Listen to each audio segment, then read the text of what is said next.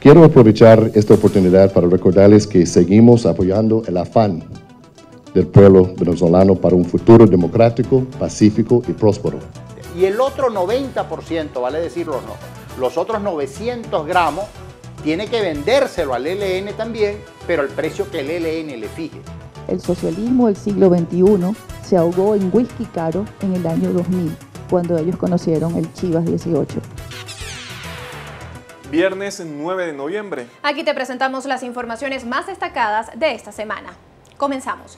Un venezolano en Perú asesinó a su esposa, hija y cuñado. Las autoridades locales explicaron que el victimario tenía problemas de salud y una situación económica complicada.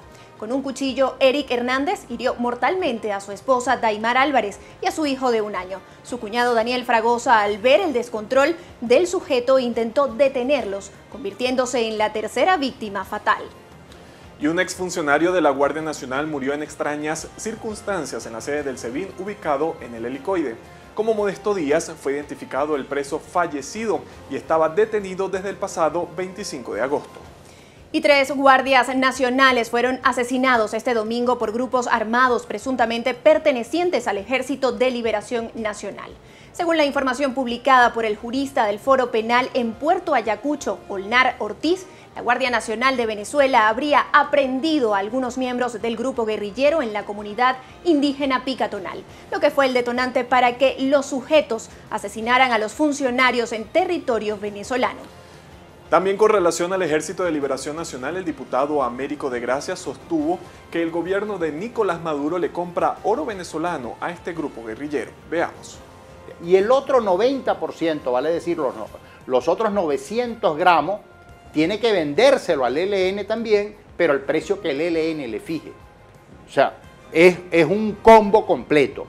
Si por alguna razón ese minero se come la luz roja, como dicen en su argot, y es que oculta una parte para no la reporta, bueno, eso, ahí viene la ejecución. Es decir, que el oro que está exportando el Estado venezolano, o el oro que está vendiendo a Turquía, el Estado venezolano, para precisar los términos, pasa por las manos del ELN primero. ¿El ELN le entrega el oro al gobierno? Es correcto. El desolador pronóstico de la Venezuela petrolera, un trabajo en donde se explica que hay datos que representan una caída considerable de la industria. Sí, Alberto, el reportaje evidencia que durante el mes de septiembre se produjo 1.197 millones de barriles por día, es decir, una caída de 42.000 barriles de petróleo diariamente en comparación con el mes de agosto. La estatal petrolera venezolana también suspendió las importaciones de combustible por la falta de liquidez monetaria y eso ha generado que se haya consumido un gran parte de los inventarios de gasolina y diésel. Pero eso además ha impactado al venezolano de a pie, pues cada vez son más repetitivas las largas filas en las estaciones de servicio por no tener gasolina.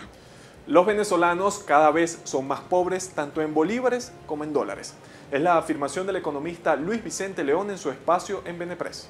Lo que comprabas con $10 en diciembre del 2017 requiere hoy, casi un año después, 11 meses después, requiere 19 veces más dólares para lo mismo que comprabas en diciembre. Entonces, por supuesto que al haber una brecha, un gap de 19 veces, lo que ocurre es que ahora tú eres mucho más pobre, no solamente en bolívares, sino que eres mucho más pobre también en dólares. Aunque tú tengas ahorros relevantes en dólares, aunque tú estés recibiendo remesas del exterior, tu capacidad de compra está absolutamente mermada en Venezuela, hasta llegar a un nivel que sí no conocíamos. Y la Unión Europea renovó las sanciones contra el gobierno de Venezuela. El organismo internacional aprobó este martes extender hasta noviembre de 2019 las sanciones contra el gobierno de Nicolás Maduro con el objetivo de presionar al Ejecutivo Nacional para que restablezca la democracia y los derechos humanos en el país caribeño. Estados Unidos sigue apoyando una transición pacífica en Venezuela, así lo aseguró el encargado de negocios de la nación estadounidense, James History. Quiero aprovechar esta oportunidad para recordarles que seguimos apoyando el afán del pueblo venezolano para un futuro democrático, pacífico y próspero. Los pilares de toda democracia son el respeto de la voluntad del pueblo, al proceso democrático y a la separación de los poderes públicos, y más importante aún, a la transición pacífica del poder.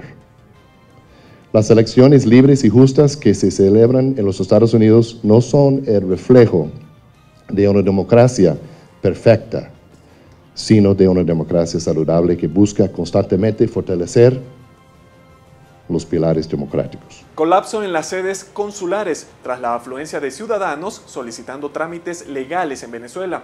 Uno de los casos más visibles es el del consulado de España. Josep Borrell, canciller de esta nación, explicó este 6 de noviembre en el Parlamento que el Consulado General de Caracas y los 12 cónsules honorarios están saturados por la avalancha de solicitudes de los 170.000 españoles que viven en el país sudamericano. Por su parte, la Organización de las Naciones Unidas indicó que subió la cifra de migrantes y refugiados de Venezuela. La Agencia de Naciones Unidas para los Refugiados y la Organización Internacional de las Migraciones indicaron que los países de América Latina y el Caribe acogen a 2.4 millones de refugiados y migrantes venezolanos, mientras que los otros 600.000 se reparten en otras regiones.